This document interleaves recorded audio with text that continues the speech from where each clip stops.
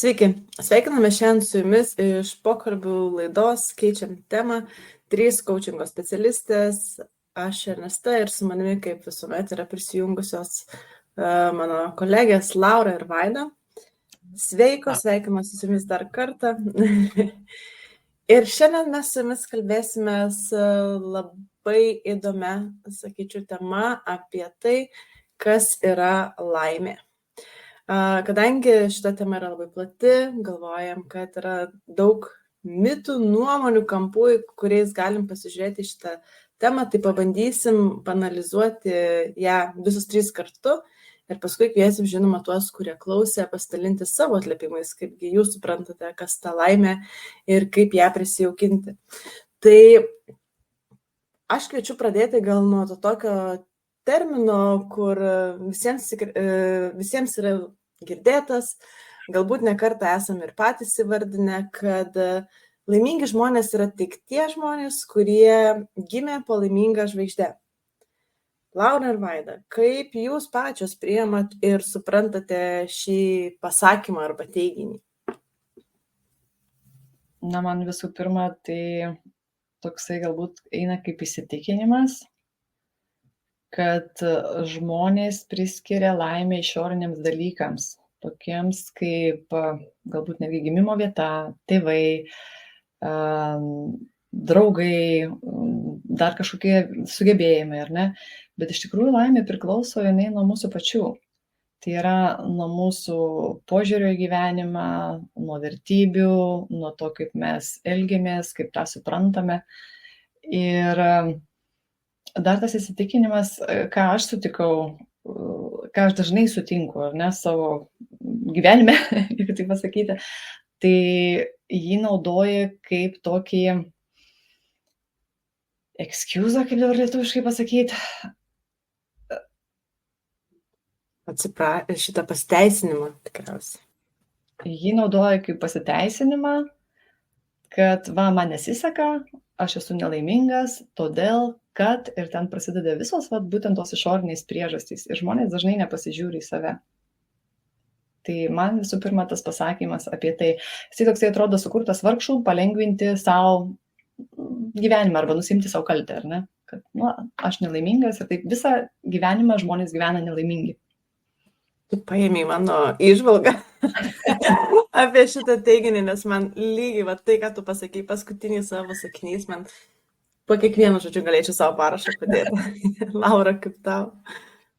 Pritariu, aš šitą irgi esu įsivardinus, kad tas pasakymas sukuria tokią utopiją kažkokią tai, bet ir sutinku, kad nuima tokią atsakomybę nuo kitų žmonių, kad ta prasme tos laimės nesidaryk pats, nes jau čia tau nelemta.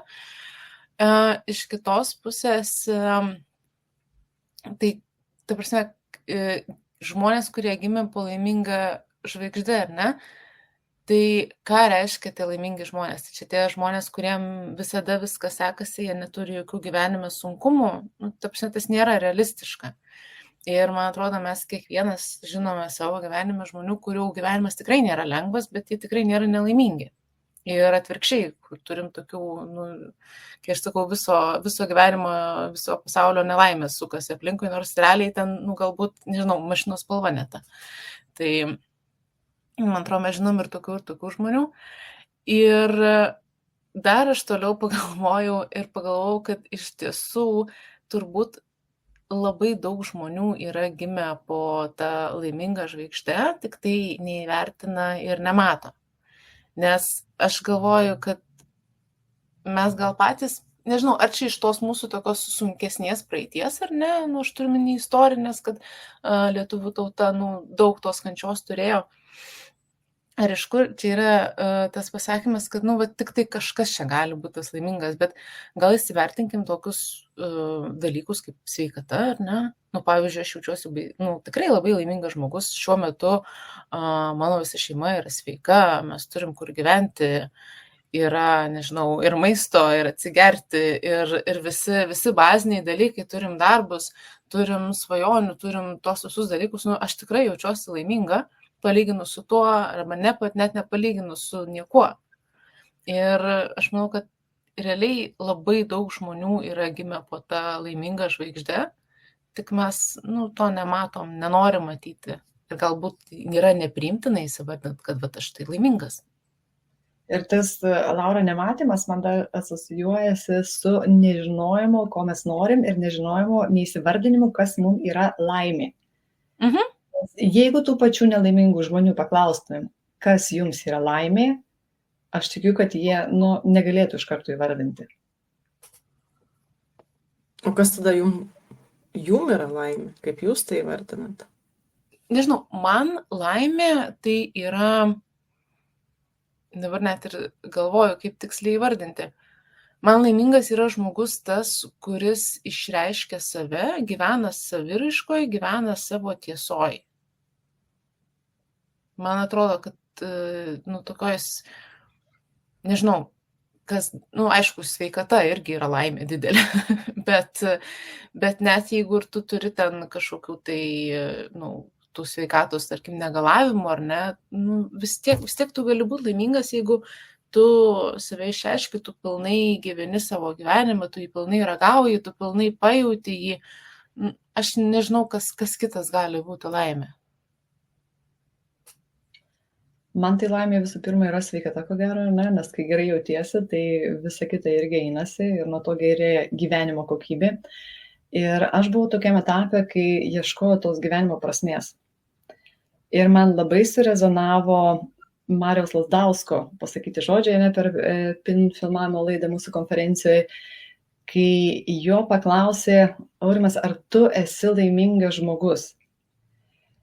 Ir Mariaus atsakymas buvo, panašiai toks, gal taip paimprovizuosiu šiek tiek, ar ne, kad aš galiu išjausti laimę kiekvieną dieną 7 kartus.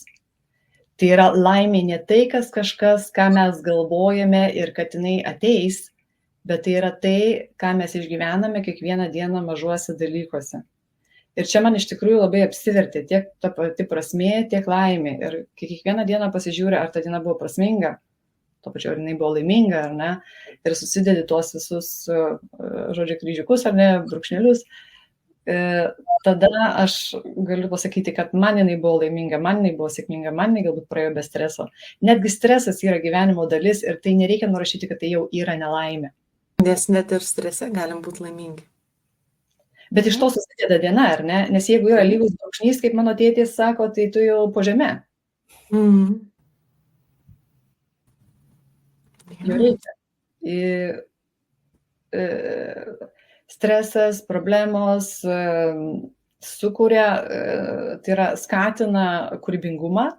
Ir būtent tas kūrybingumas, jisai ir leidžia mums pasijausti laimingais, nes mes tada jaučiamės kūrybingi, mes tada jaučiamės vertingi, mes tada mūsų smegenys veikia, mes kažką tai darom, mes judam, mes nesėdim vietoj, negulim ant sofos, ar ne? Ir tas pasidalinimas, Vaida, kur tu pasidalinai, ne, ką sakė Marius Lazdauskas, kaip jis atliepia laimę, ar ne, jis jau griauna vieną iš mitų. Ir aš norėčiau pakviesti jūs pasidalinti, koks mitas apie laimę jums yra, nežinau, labiausiai žinomas, arba tas, kuriam labiausiai norisi paprieštarauti iš vidaus, o gal net ir sutinkat su tuo mitu apie laimę. Tai vienas turbūt toksai labiausiai iš tų ir yra: būsiu laimingas, kai ten, nežinau, vesiu, susirasiu, uždirbsiu, nuvažiuosiu, dar ten kažką padarysiu. Tai, nežinau, turbūt nebūsi. Aš taip tiesmukai labai pasakiau, bet realiai ir pati savo kailių patyriau ir turiu, tikrai pavyzdžių, kai žmonės daug ką keitė, daug kur bėgo, ten keliavo, keitė namus, nežinau, šalis ir taip toliau, santykius ir taip toliau, ir taip toliau. Ir tos laimės kažkurio momentu laikinai padaugėjo, bet praėjus kažkuriam laikui, vis tiek jie nebuvo laimingi. Ir aš lygiai taip pat galiu pasakyti, kad aš irgi daug ką ir keičiau, ir dariau, ir visai blaškiausi, bet kol, nežinau, netėjau į tą vietą, kad labiau save priimi, labiau save išreiški, tol tos tokios, nežinau, tokios didelės laimės, kaip aš dabar jaučiuosi, tai turbūt neturėjau. Nors šiaip aš save laikau laimingų žmogum ir didžiojo laiko dalį aš, visą laiką turbūt buvau net ir vaikas visai laimingas. Tai manau, kad čia toks didžiausias mitas būsiu laimingas, kai. Jeigu tu esi dabar bent kažkiek tai laimingas, tai kai pasieksi savo ten tikslą ir norą, tai galbūt tapsi dar laimingesnis. Taip, bet nebus taip, kad dabar būni visą laiką nelaimingas ir taip toliau. Ir dabar va čia tau nukris iš dangaus kažkas ir staiga jau viskas laimės visam gyvenimui ir dar daugiau. Tai aš atėjau pokalbį lygiai su tuo pačiu metu, nes jisai tikrai yra labai gajus ir labai gyvas. Aš kaip tą matau, tai nereikia toli ieškoti kažkieno pavyzdžių, ar ne, tiek savo gyvenime, tiek ir jūs, kas klausotės, ar ne, pasiimkit paskutinį kartą, kada kažko norėjot, kada pasakėt savo, kad būsit laimingi ir kiek jums truko laimė tą pasiekus. Tai yra laikinas pasitenkinimas ir tai negarantuoja laimės visam likusiam gyvenimui. Aš galvoju, kad vienas iš mitų yra, kad mes uždedam kažkokį tai labai ypatingą ir nepamatuojamą lūkestį laimiai. Lyg tai turėtų būti kažkas labai didelio, kas neturi pabaigos, bet man atrodo, laimė pati iš savęs iš esmės yra dalinai fragmentuota. Ir nuo to, kiek mes esame laimingi, priklauso tai, kaip mes tuos fragmentus mokam apjungti. O tam, kad apjungti, tai jau reikia dirbti su savim ir savęs pažinimu. Ne? Tai va šitas dalykas man vienas iš tų tokių mitų yra, o kitas mitas yra, dažnai tenka išgirsti, kad laimė mėgsta tylą. Ir man tai yra labai labai dviprasmiškas dalykas, nes iš vienos pusės aš galėčiau sutikti su šitu, ar ne, kad laimė mėgsta tylą, tai yra, kad mes nurimstame visų pirma, ar ne, tam, kad būtume laimingi, tam, kad išgirstume save. Tai šitų kampų taip, bet dažniausiai yra sakomas su tokia intencija, kad nesidžiauk arba nesidalink savo laimę. Ir va šitoj vietoj aš visiškai nesutinku, nes galvoju, kai mes leidžiam savo džiaugtis, leidžiam savo būti laimingiams ir to pasidalinti, ir įvardinti, ir jaustis patogiai, kai sakom, kad aš esu laimingas, man atrodo, kad ta laimė, jinai net ūgteli vien nuo to, kad įvardinu, kad aš esu laimingas, va dabar aš esu laimingas, šiandien aš esu laimingas, ne? Ir galbūt net paskatina kitus. Ir visiškai netikiu to dalyku, kad jei darysim dalykus tyliai, tai būsim kažkaip laimingesni, nes ta sėkmė bus didesnė. Man atrodo, kad tai yra visai ne apie tai. Ir dalinantis savo laimę mes, atrodo, pritraukiam tuos laimingus žmonės, ar ne? Tiesiog, žiūrėkit, pabuvus kažkiek laiko su negatyviu žmogum, tu perimi tą visą energiją. Tai pabuvus su pozityviu žmogum, tu pasisemi tos pozityvios energijos. Su to pozityviu laimingu. Čia tas pats kaip yra, jei sėdėsi kambarį, žinai, su 5 milijonieriais, tapsi 6, žinai. Tai taps pats ir su laime, ar ne? Jeigu tave sups laimingi žmonės, tu tiesiog vieno tos energijos pradėsi kitokias spalvas matyti. Iš savo trigrašį. Tai dėl tos laimės, ir kai šnekėjai apie tą laimę, kad jinai turi būti ten tyli, ar ten dar kažkas, tai aš atsimenu, ten prieš kažkiek tai metų buvo labai populiarus filmas Into the Wild, man atrodo, kaip jisai ten, nežinau lietuviškai kaip vadinasi, ir ten viena garsiausių tų frazių to filmo tai ir buvo tai, kad laimė yra tikra tik tada, kai jie dalinamasi.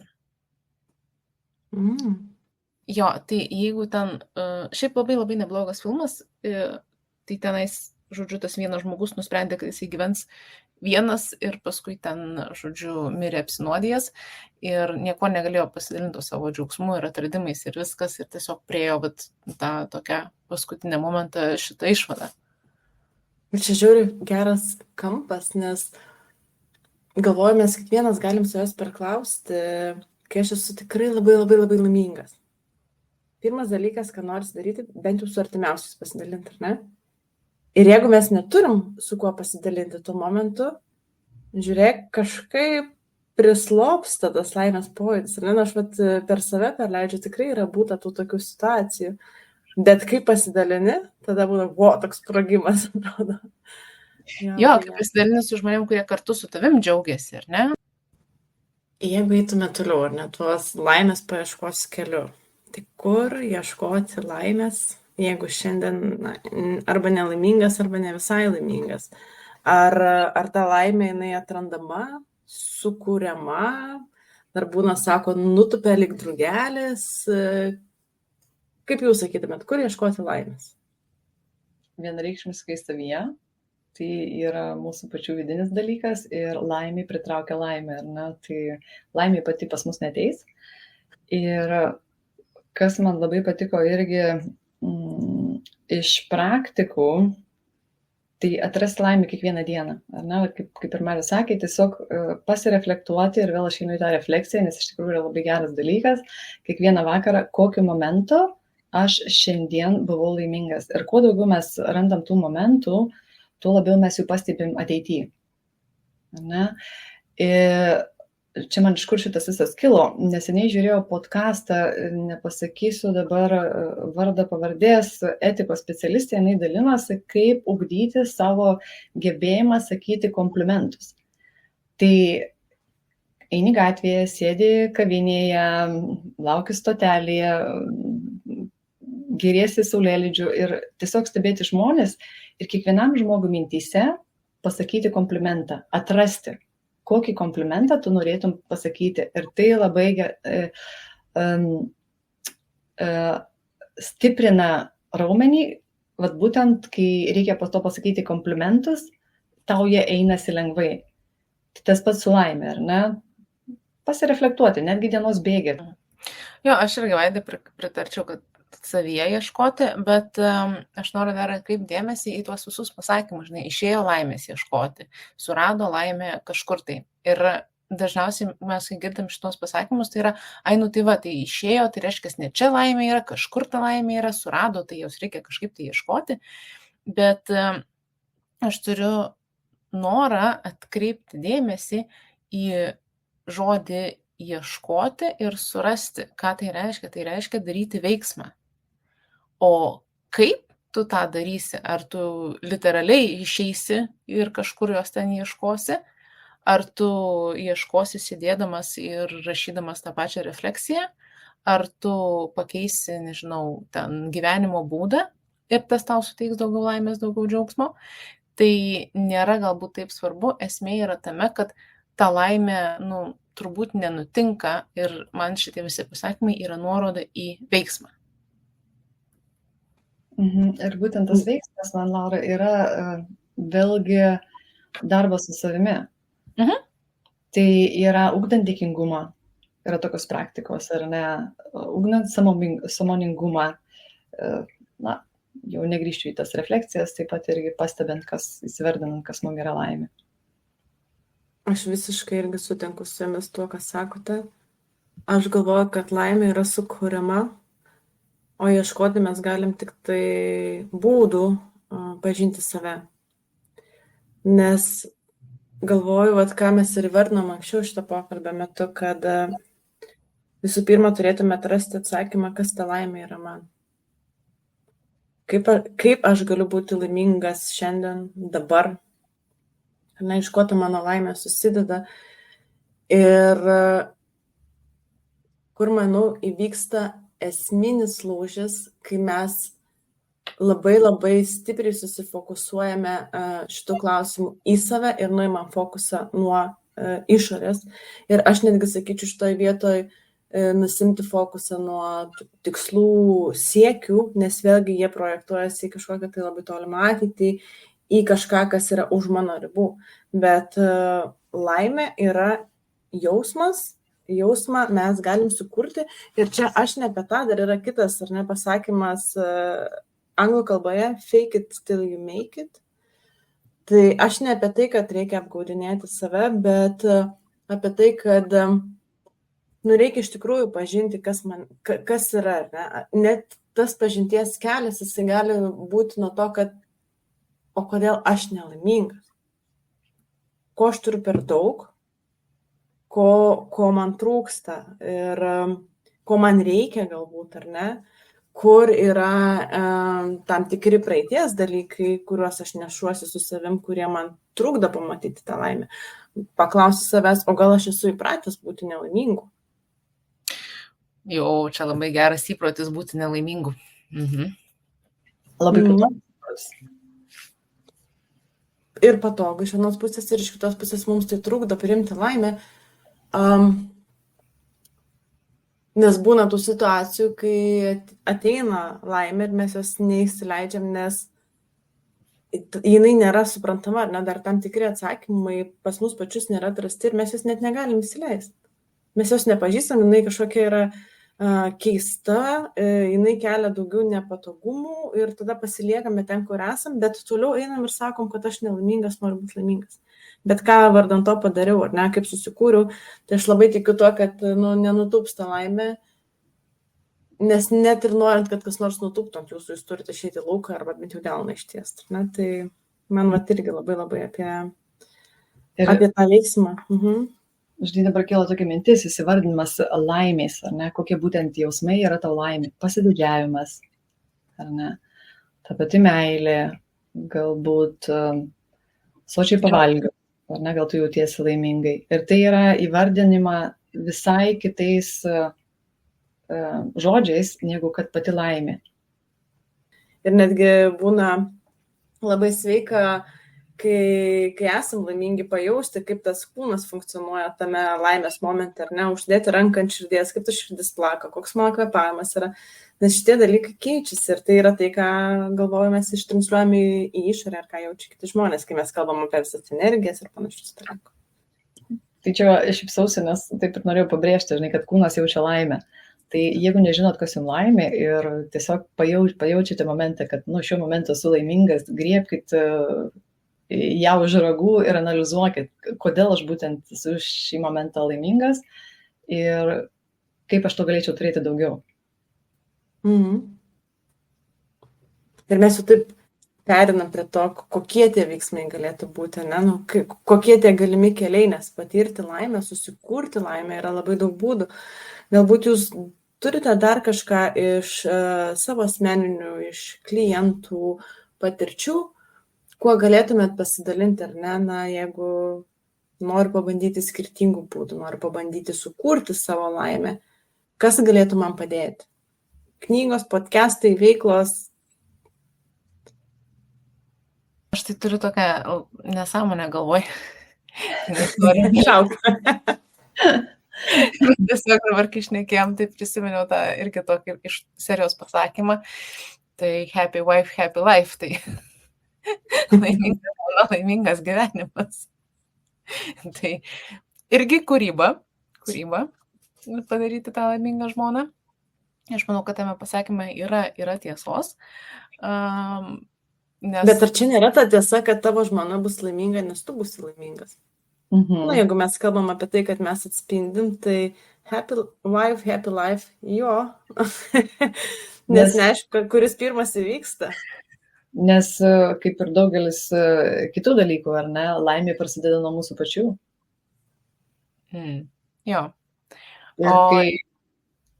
Ir kai ne iš meilės, o ne iš baimės, ar ne, ir darai tą žmoną laimingą todėl, kad tu ją myli, o ne todėl, kad tau taip reikia ir tau net neš laimę, tai tada viskas ir vyksta, ar ne? O jeigu tokia konkretesnė mintimi, ta einant toliau, tai mano iš tikrųjų vienas iš turbūt tokių laimės dalykų, tai apriboti iki įmanomo minimumo visą neigiamą žmonių poveikį. Ta prasme, pesimistai, visi, kurie netiki, cinikai, nes būna, kai juokingai ciniškai pasako, ar ne, ir būna, kurie tiesiog ėda tavo džiaugsmą ir laimę, tai aš labiau apie tuos ėdančius žmonės turiu mintį. Ir vėlgi, tas nieko naujo turbūt nepasakysiu, tiesiog įsivardinti, kas suteikia laimę ir daryti tą dažniau. Taip pat dar žinau, kad tikrai muzika turi didelę įtaką ir irgi su viena klientė, atsimenu, šnekėjom, sako, aš nežinau, kas man yra, bet sako, kažko trūksta, nežinau, ir sako, nesijaučiu aš tokia kaip ir laiminga, kažkaip kaip ir viskas gerai. Ir paskui dėliojamės dalykus ir jis sako, palauk. Bet sako, aš neprisiklausau muzikos. Iš viso, sako, aš anksčiau turėdavau savo playlistus ten, žodžiu, visą sistemą, sako, dabar, sako, aš mašinai tik tai podcastai arba knygos, namuose ten tyla ar ten dar kažkas tai. Ir sako, man reikia sugrįžti, man to trūksta. Ir jai tokia buvo, tokia fantastinė dedamoji dalis, kur žmogui akis užsidegė, ta prasme, sako, wow, kaip šitaip, sako, nutiko, kaip. Bet šitas žiauriai geras kampas, ar ne? Va, to pajutimo vienas dalykas, iš ko ta laimė susideda, kitas dalykas, atrodo toks mažas, ne? Ten toks milimetriukas muzika, bet efektas gali būti didelis, čia geras. Ir čia dar kartą buvo tą naudą, susitikimą su savim, pareflektavimą. Nes kažkur tai pasimeti. Dar man labai rezonuoja mūsų praeito podcasto tema, ne, kada saviugda gali būti žalinga. Aš nežinau, gal ar tai buvo dėl saviugdos tie podcastai įnešti, nes nuskambėjo taip iš tavo pasakymo, Laura, kad būtent podcastai, namie tyla, ar ne, ir tiesiog traukiant į tai, kas yra per daug, kartais mes pametam dalykus, kurie yra mums svarbus ir mums teikia tą laimę.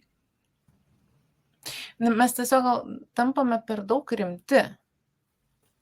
Aš kažkaip galvoju, nežinau, aš gal esu atsinešus iš vaikystės kažkokį įsitikinimą, kad laimingi, linksmi žmonės, jie kažkiek kvailesni kažkodėl turi būti. Nežinau, čia tik tai man, ar aš turiu tokią asociaciją, nes rimti tetos ir dėdės būna rimti. Ta prasme, tie, kurie yra svarbus ir rimti, tai jie yra rimti. O kurie yra laimingi ir besijuokiantis, jie gal nesupranta to gyvenimo rimtumo, ar ką, nežinau. Jis išlieka savam kosmose, žodžiu, jie yra jau... Jo. Nes vėl aš galvoju, kaip čia susiriša galai, ar ne, kad dažnai ta laimė ir įsivaizduojama kaip rimtas statusas kažkur tai visuomenėje. Rimtos mamos kaiminystėje, toks, kur jau niekam nekyla klausimų, kas ten gyvena ir kiek jis uždirba, ne, automobilis priparkuotas.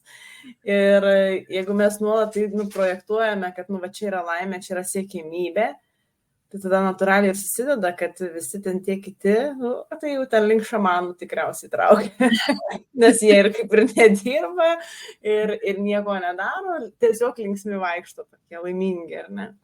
Aš galvoju dar prie tų praktinių dalykų, kas veikia laimės paieškoj iš savo asmeninės perspektyvos, tai aš pridėčiau tai, kad labai gerai veikia man, tai galbūt suveiks ir tam, kas klausos, ar ne, pasivaikščiojimas gamtoj be tikslo.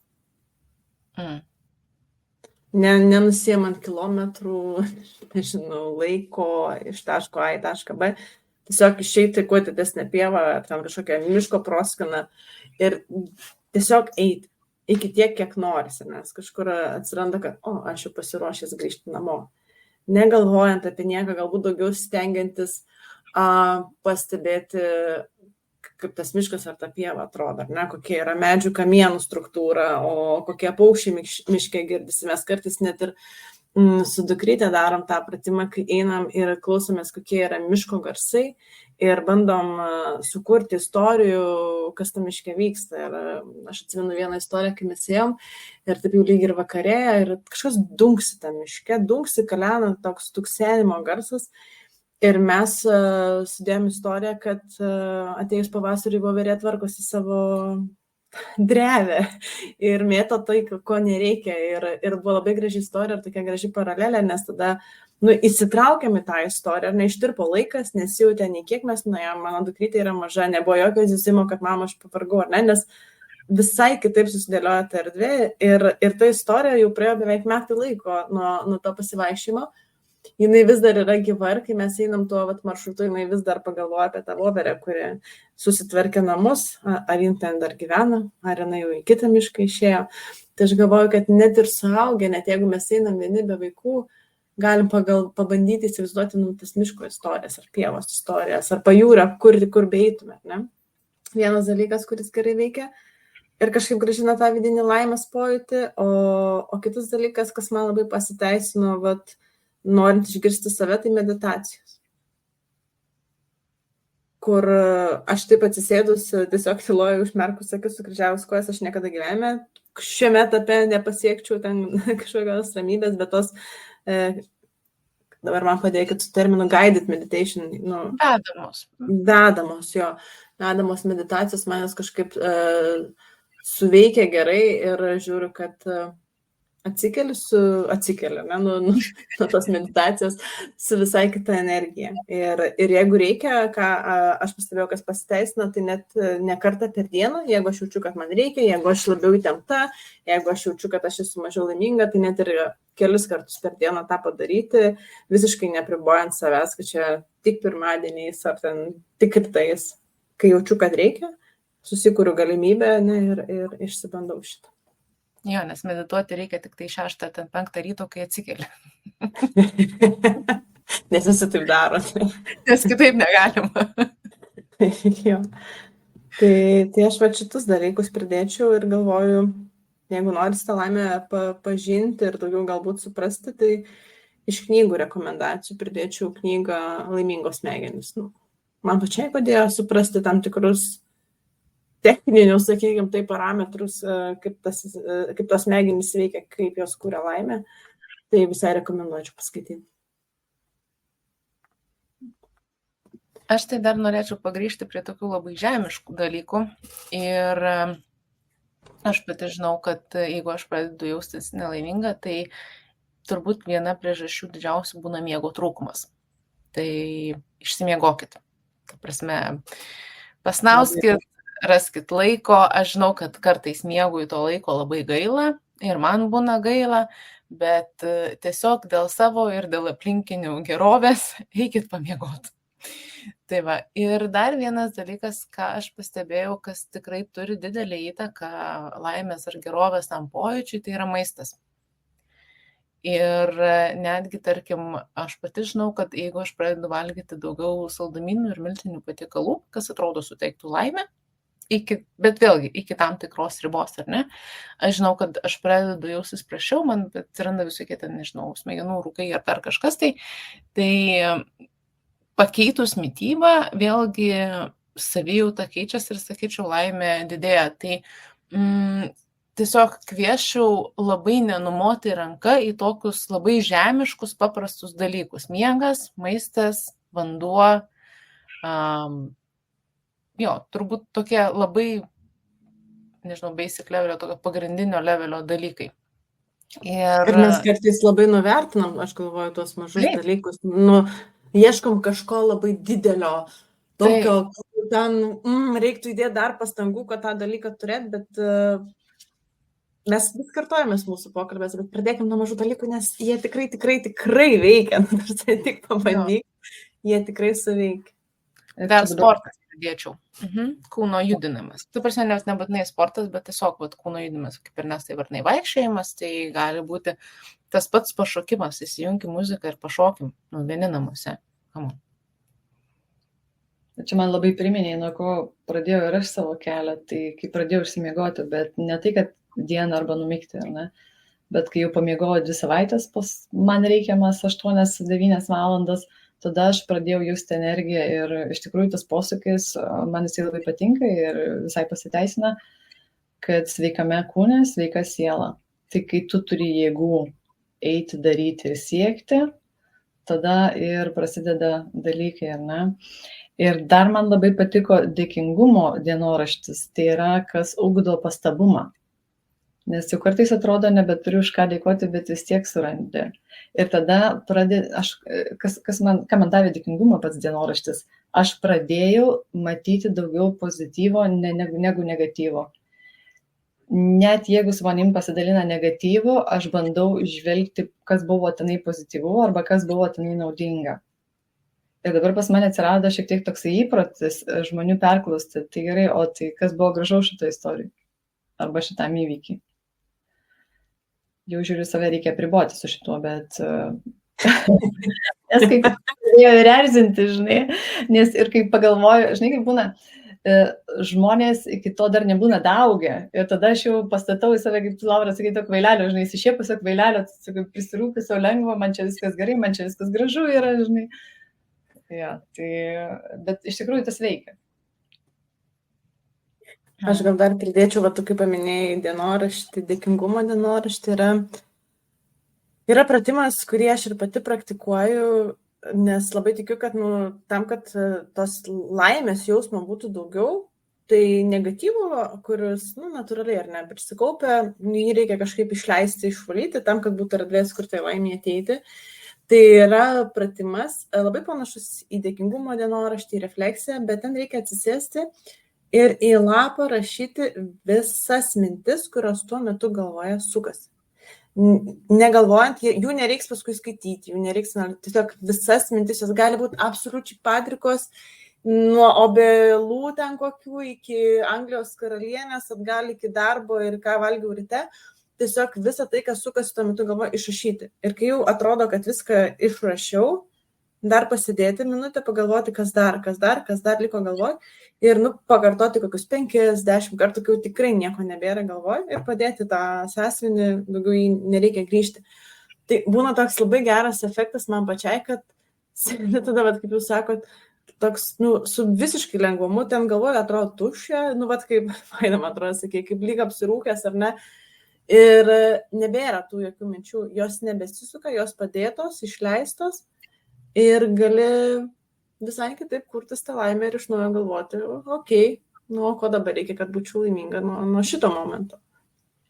Ir čia būtent reikia suprasti, kaip tą rašyti, ar ne? Nes aš ilgą laiką nesupratau, kol man vieną kartą nepaaiškino, kad tos minties nereikia pabaigti, jinai neturi būti logiška, nereikia ten kažkokiu išvystyti aukštų materijų. Taip turi būti tiesiog mintis, net jeigu perkirtoja kita, rašai tą kitą. Ir tada einasi lengvai, nes anksčiau man būtų taip atsisėdu ir galvoju ten išrašyti, tai kaip dabar pabaigti, tai ko aš ten noriu iš to viso, ką pradėjau. Ir tai buvo labai sunku.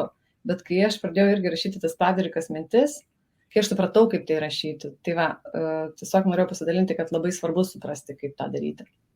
Labai, labai gerai, kad tu pasidalinai, nes jo, tą pradžią jau gal pasimiršusi šiek tiek. Dabar pragrąžinai tą tokį man būdą, kad aš klausdavausias, o kodėl aš tą rašau, o ką man tai reiškia? Eini lik tos refleksijos ir pameti tą pratimą. Ir buvo tikrai tų kartų, kaip tu Vaidas sakai, nesigaudavo. Darau ir nesigaunu ir to efekto nėra, bet sako, kad turi būti ir man kažkaip nėra. Paskui jo išmoksti rašyti nebefiltruodamas, nebekvestionuodamas.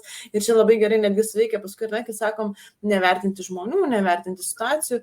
Tai tas pratimas net ir čia padeda nevertinti. Ką reiškia nevertinti? Rašau kaip yra, ar ne? Taip kaip yra, taip ir rašau. Tai jo, labai ačiū. Gal dar turit ką pridėti? Aš dar turiu vieną irgi žemiškų, neaukštų materijų. Apriboti socialinę mediją.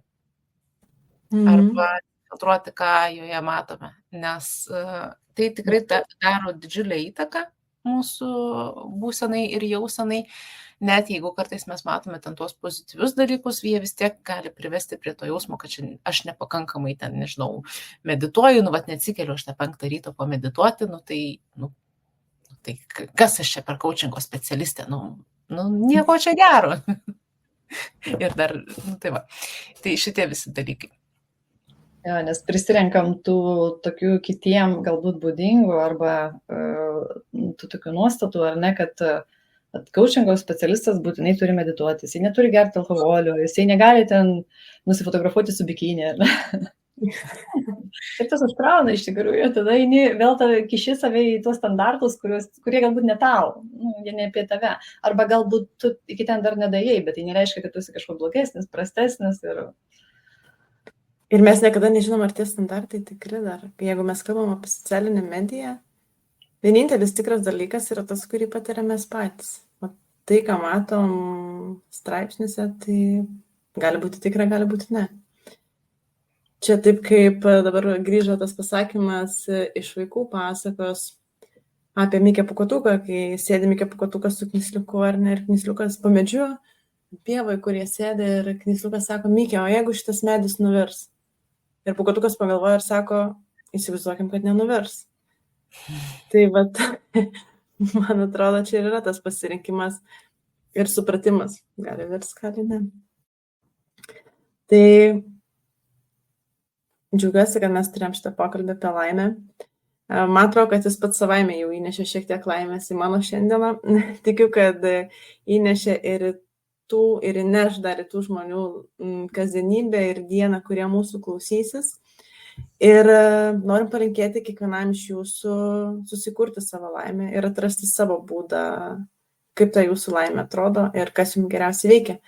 Tai šiandien atsisveikinam ir susigirdėsim po 2 savaičių. Iki.